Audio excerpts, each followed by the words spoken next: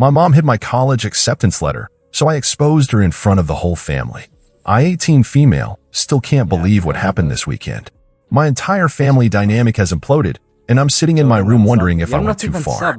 I always knew my mom, 46 female, had issues with me moving away for college, but I never imagined she would actually hide my acceptance letter from my dream school and lie to my face about it. Then at our big family gathering, when I confronted her with the evidence, everything just exploded. Now my dad isn't speaking to her, my grandparents are taking sides, and I'm caught in the middle of a family war I never wanted to start. For context, I've always been the responsible one in our family. My younger brother, 16 male, is the athletic star who gets all the attention, while I'm the quiet, studious one who's expected to just handle everything on my own. My mom has always been weirdly possessive of me, much more than my brother. She monitors my social media, questions me about every friend I have, and has made it clear since I started high school that she expected me to attend the local community college while living at home. But I had bigger dreams. Since sophomore year, I've been working my ass off to get into Westfield University, a really good school about 4 hours away from home.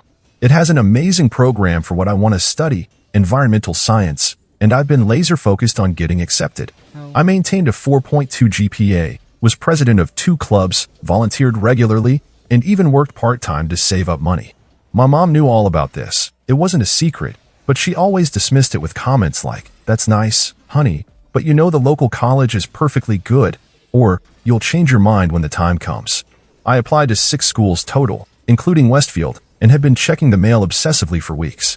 Responses from other schools had started coming in, 3 acceptances, 2 waitlists, but nothing from Westfield. Then last week, I was using my mom's laptop to print something for school when a notification popped up from her email. The subject line caught my eye. Forward, congratulations from Westfield University admissions. My heart literally stopped.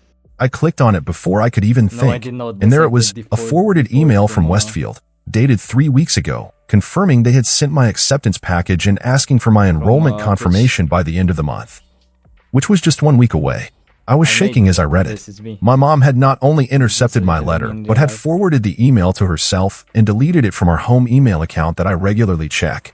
I scrolled through her email and found an entire folder labeled Westfield, with multiple emails from them, all forwarded from our family account.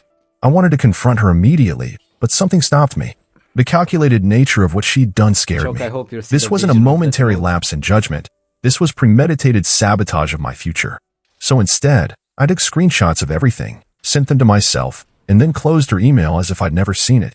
That night at dinner, I casually mentioned still hoping to hear from Westfield. She looked me straight in the eyes and said, "I'm sure they'll let you know soon, honey, but don't get your hopes up. It's a very competitive school." The ease with which she lied to my face made my stomach turn. I spent the next 2 days in a fog, trying to figure out what to do. Should I confront her privately? Tell my dad? Report it to Westfield somehow? I felt like I was going crazy. This was my future she was messing with. The deadline to confirm enrollment was rushing at me, and my acceptance package was God knows where. I couldn't sleep, couldn't focus on schoolwork, couldn't even eat properly. Every time my mom asked if I was feeling okay, it took everything in me not to scream the truth at her. How could she do this to me? Did she really think I would never find out? Or was her plan to wait until after the enrollment deadline had passed, then discover the letter and act devastated that it was too late? The more I thought about it, the more betrayed I felt. I've always trusted my mom, even when I disagreed with her. We've had our fights and differences of opinion, but I never thought she would deliberately sabotage something this important to me. This wasn't just controlling behavior. This was a complete disregard for my autonomy as a person, for all the hard work I'd put in over the years. Then I remembered our upcoming family barbecue at my grandparents' house that weekend. Everyone would be there, my dad's parents, my mom's sister and her family, my dad's brother and his kids.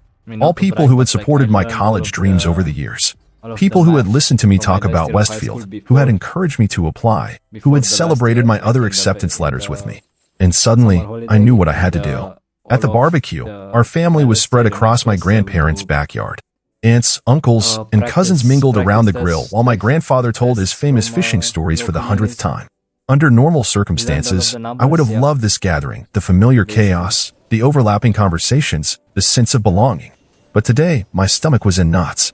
I'd barely slept the night before, rehearsing what I would say, imagining every possible outcome. My phone felt heavy in my pocket, the screenshots of my mom's betrayal like a ticking bomb waiting to explode our family's peace. Part of me still hesitated. Was I really going to do this? In front of everyone? But then I'd remember the casual way she'd lied to my face, how she was willing to derail my future without a second thought, and my resolve would harden again. The conversation naturally turned to college plans as we sat down to eat. My cousin had just committed to State University, and everyone was congratulating him. My uncle turned to me with a smile. How about you, kiddo? Any news from that fancy school you've been talking about? Before I could answer, my mom jumped in, putting her arm around me. We're still waiting to hear from Westfield, but we're not counting on it. The local college has a lovely environmental studies certificate. The way she said, "We're still waiting," made something in me snap. This collective, she used, as if we were partners in this process rather than her actively sabotaging me. I pulled out my phone, opened the screenshots, and handed it to my dad who was standing nearby. Actually, I got accepted to Westfield 3 weeks ago, but Mom hid the acceptance letter and deleted the emails from our family account. The silence that fell over our backyard was deafening. My dad's face went from confusion to shock to something I've never seen before, a cold, controlled fury. My mom's grip on my shoulder suddenly went slack. What is she talking about? My dad asked my mom, his voice terrifyingly quiet. My mom's face went white. I was going to tell her. I just wanted to make sure she was making the right choice, that's all. My grandfather, who had been standing nearby, took my phone and looked at the screenshots. These are dated from last month. Lisa, he said, using my mom's name instead of the affectionate sweetheart he usually calls her. You can't be serious, my aunt said, looking at the phone over my grandfather's shoulder. You hid her college acceptance letter? My mom's eyes darted around at the circle of shocked faces. You all don't understand, she said, her voice rising defensively. Westfield is so far away, and she's too young to be living on her own. I was protecting her. By lying to her, my dad's voice was still quiet, but there was an edge to it now that made everyone flinch. By hiding communications from a university? Do you realize what you've done? The deadline for enrollment is next week. My mom burst into tears, but they didn't move me the way they usually would. I just wanted more time. I was going to show her the letter. I just needed her to consider her options carefully. Options. I found my voice again. You've been pushing the local college for years. You never wanted me to have options. What followed was chaos. My mom fled inside the house, sobbing. My dad followed, his voice raised now. My brother stood frozen, looking lost. My aunts and uncles exchanged uncomfortable glances, while my cousins pretended to be fascinated by their phones. My aunt pulled me aside, her arm around my shoulders. Are you okay? She asked quietly. I wasn't sure how to answer. Relief at finally exposing the truth warred with the shock of the family explosion I just triggered. I don't know, I admit it. I didn't know what else to do. The enrollment deadline is next week, and she wasn't going to tell me. My dad emerged from the house, his face set in grim lines. Where's the acceptance package? He demanded, loud enough for my mom to hear from wherever she was hiding. A long pause. Then my mom's voice, small and defeated, in my closet, behind my winter sweaters. The party effectively ended after that. My mom's sister took her home, while my dad, brother, and I stayed behind to apologize to my grandparents for the drama. My grandmother hugged me tightly. You did what you had to do, she whispered in my ear. Don't you dare feel guilty about this. But I did feel guilty, not about exposing the truth, but about the public way I'd done it. As angry as I was, seeing my mom's humiliation didn't bring the satisfaction I'd expected. Just a hollow feeling and the certainty that our relationship would never be the same. Update 1, 2 days later. The first 48 hours after the barbecue were like living in a pressure cooker. Dad drove us home in complete silence, knuckles white on the steering wheel. Mom was already there when we arrived, eyes red and puffy, sitting small and defeated at the kitchen table. She tried to reach for my hand as I walked past, but I couldn't bring myself to take it. We'll deal with this tomorrow, Dad said in a clipped voice that left no room for argument. Everyone get some sleep. Sleep. Right. As if any of us could sleep after what had happened. That night, I lay awake staring at my ceiling, replaying the confrontation on an endless loop. The shock on everyone's faces. My mom's desperate tears. My dad's controlled fury. Had I gone nuclear when a private conversation might have worked? But then I'd remember how easily she lied to my face about the letter, and doubt would give way to righteous anger again. Round and round my thoughts went, until dawn filtered through my blinds. The next morning, Dad was up early, making calls from his home office. Mom moved through the house like a ghost, not quite meeting anyone's eyes. My brother retreated to his room, headphones firmly in place, clearly wanting no part of the family drama. The silence between us all was suffocating. Around noon, Dad knocked on my door.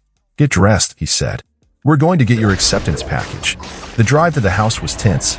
Dad attempted small talk about the weather, about an upcoming movie release, transparently trying to normalize an abnormal situation. I answered in monosyllables, stomach churning with anticipation and dread. Mom was waiting for us in the living room, the Westfield package clutched against her chest like a shield. When she handed it to me, her fingers lingered on the envelope a moment too long, as if she still couldn't quite let go. "The enrollment form is still inside," she said softly. I didn't fill anything out or change anything. I took the package and checked. Everything was there, untouched. The validation of my achievement, the welcoming letters, the housing forms, the course registration information. All the excitement I should have felt weeks ago rushed through me, but it was tainted now by everything that had happened. Dad helped me fill everything out right there at the kitchen table, his reading glasses perched on the end of his nose as he double-checked every detail. Mom hovered in the doorway, watching silently. When we finished, Dad grabbed his keys again. "I'm taking this to FedEx myself. It'll be there tomorrow morning with a note explaining the situation." After he left, Mom approached me cautiously. "I know you must hate me right now," she began. "I don't hate you," I said, and it was true. What I felt was more complicated than hate. Disappointment, betrayal, confusion. "I just don't understand how you could do this. I was so scared of losing you," she whispered. "You've always been my rock, more than your brother, more than anyone. The thought of you so far away, starting a life without me." She trailed off, wiping at her eyes. "It's not an excuse. I know that now. I panicked. I wanted to comfort her. The instinct to ease her pain was so deeply ingrained, but I held back. This wasn't my burden to carry. "I need some time," I said finally, and retreated to my room. That evening, the admissions office from Westfield called. The woman was incredibly understanding, assuring me this wasn't the first time they dealt with parental interference. They would process my enrollment despite the deadline. Relief flooded through me. I hadn't lost my chance after all. When Dad came home, a weight seemed to have lifted from his shoulders. "It's done," he told me. "You're officially enrolled at Westfield for the fall semester." For the first time since the barbecue, I felt myself smile. Later that night, Dad and I sat on the back porch, watching fireflies appear in the gathering dusk. "I'm sorry I didn't see what was happening," he said quietly. "I should have been paying more attention." "It's not your fault," I assured him. "No, but it is my responsibility. You're my daughter. I should have protected you better." He looked at me, really looked at me, perhaps seeing me as an adult for the first time. "I'm proud of you for standing up for yourself." That took real courage. That simple validation broke something open in me, and suddenly I was crying for everything that had happened, for the mother I thought I knew, for the family that would never be quite the same. Dad put his arm around me and let me cry it out. "We'll get through this," he promised. "All of us. It'll just take time." I wanted to believe him. But as I finally drifted off to sleep that night, I wondered if some broken things can never truly be fixed. Update 2 weeks later. 2 weeks after the barbecue incident, my mom knocked on my bedroom door. This in itself was remarkable. Before, she would have just walked in. The small gesture of respect for my privacy reflected the seismic shift in our family dynamics. "Can we talk?" she asked, hovering in the doorway. She looked different, somehow smaller, less certain, but also more present than she'd been in the emotional chaos of the past weeks. I nodded, putting aside the Westfield course catalog I'd been browsing. She sat gingerly on the edge of my bed, hands clasped tightly in her lap. "I'm seeing a therapist," she said without preamble. "Your father and I had a long conversation, and we both agreed it's necessary." This surprised me. My mom had always dismissed therapy as paying strangers to listen to your problems, whenever the subject came up at family gatherings. Her sister had suggested it years ago during a rough patch, and Mom had brushed it off completely. "That's good," I said carefully. "Dr. Winters says I have attachment issues," she continued, the clinical term sounding strange in her mouth. "She says my fear of abandonment is making me try to control the people I love." She took a deep breath.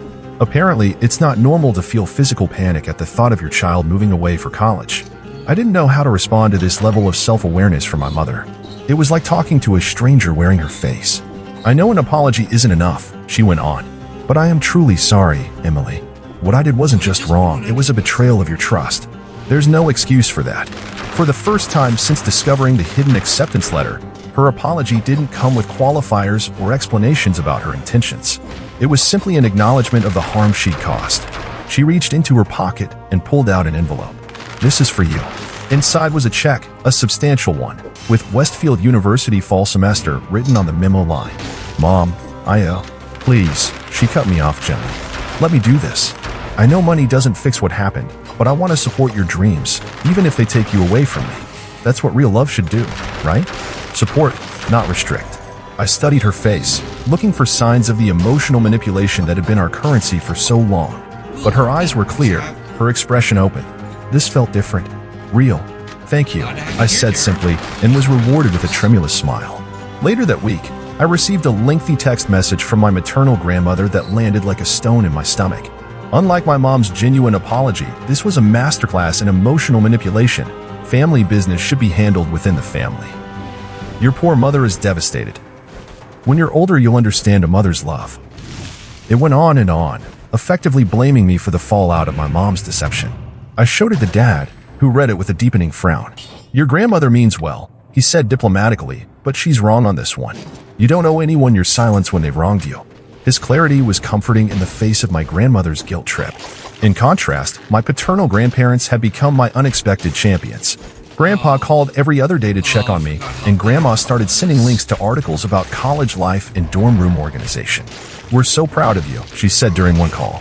Not just for getting into Westfield, but for standing up for yourself. That's a skill that will serve you well in life. My relationship with my brother transformed too. One evening, he knocked on my door and awkwardly asked if I could help him research some colleges. I know it's early, he said, shuffling his feet, but I've been thinking maybe I don't want to just go wherever the baseball scholarship takes me. We spent the night browsing college websites, talking about his interests beyond sports, possibilities he'd never considered before. I always thought you had it all figured out, he admitted. Like, you always knew exactly what you wanted.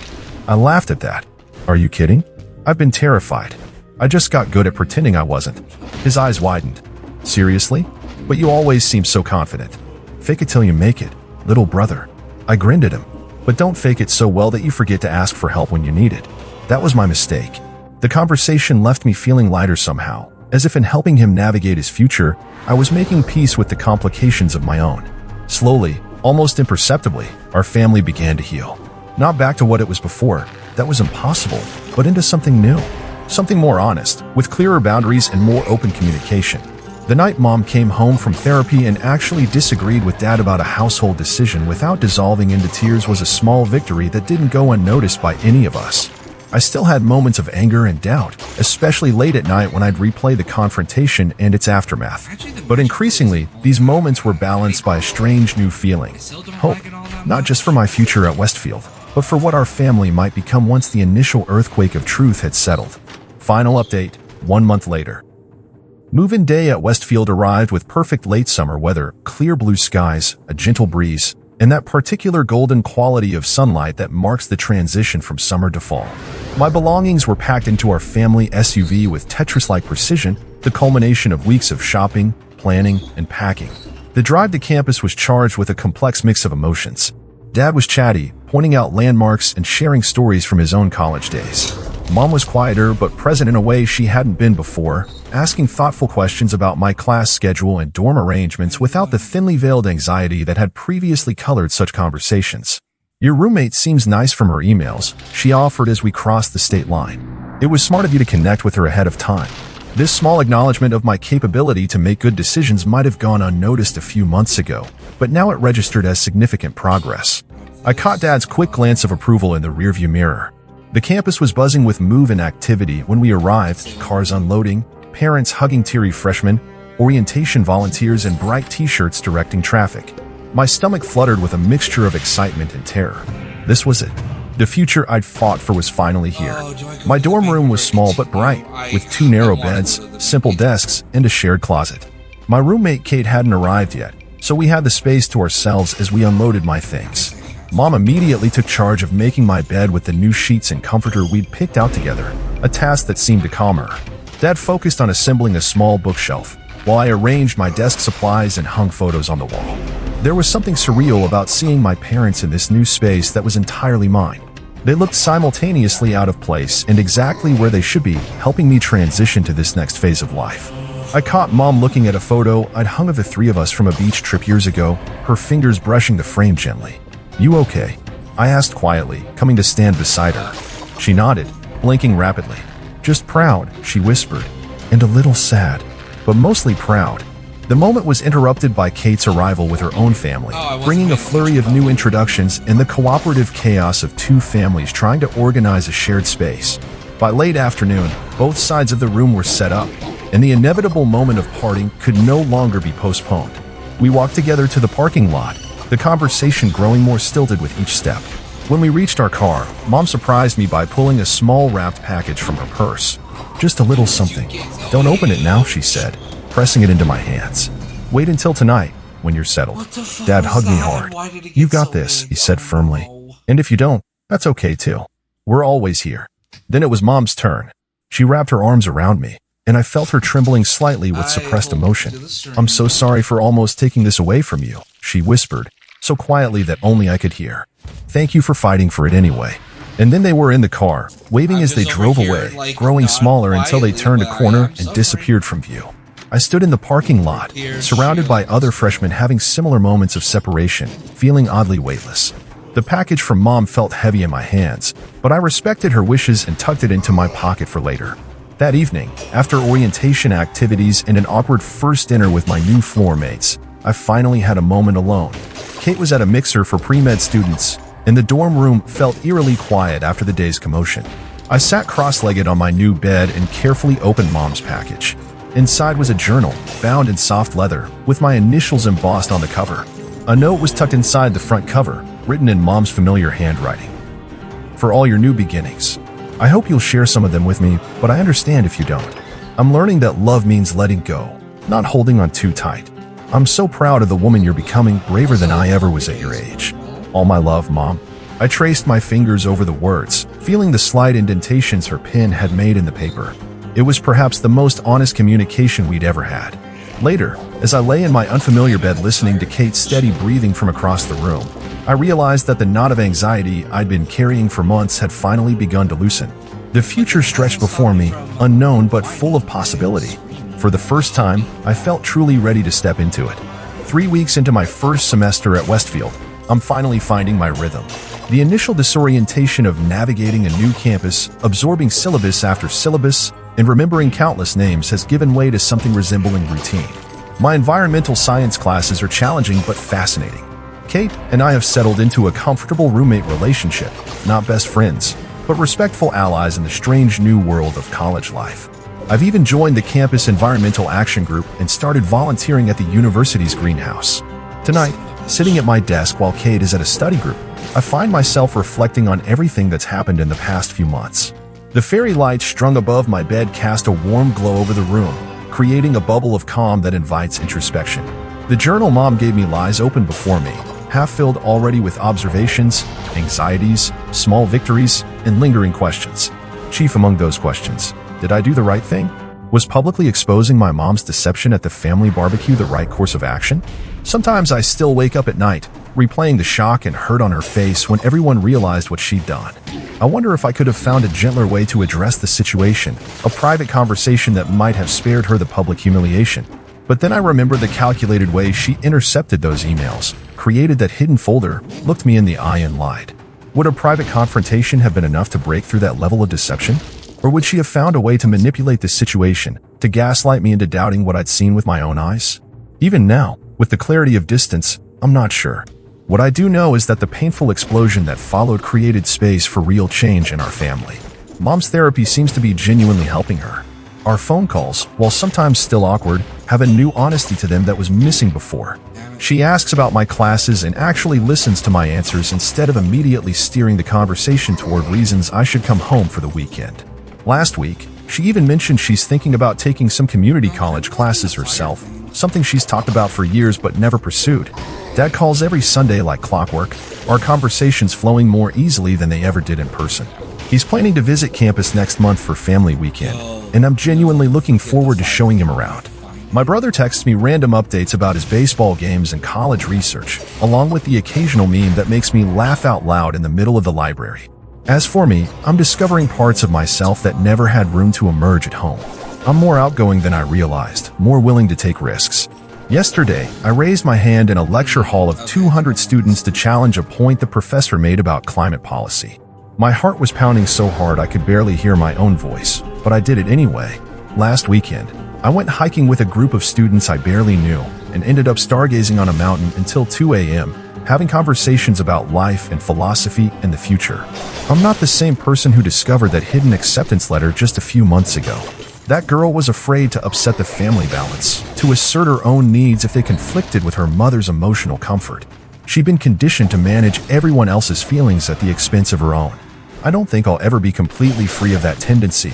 Those patterns run deep, but I'm learning to recognize it when it happens, to pause and ask myself what I actually want rather than automatically accommodating others.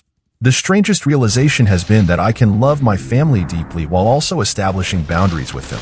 That maintaining my autonomy doesn't mean destroying our connection.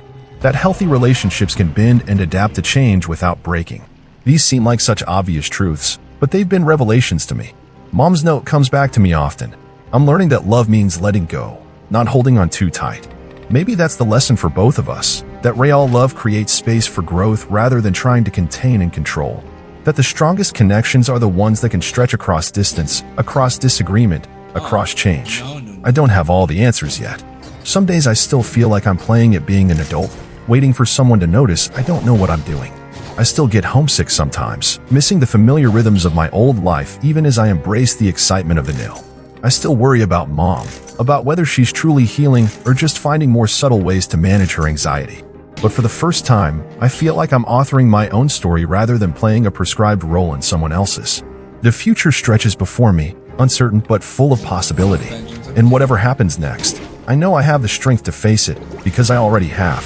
Was exposing my mom in front of the whole family the right thing to do? I'm still not sure. But it was my choice, made in a moment of desperate clarity, and I'm making peace with both the intention behind it and the consequences that followed. Some battles need to be fought in the open, even when they leave scars. Some truths need to be spoken aloud, even when the speaking hurts.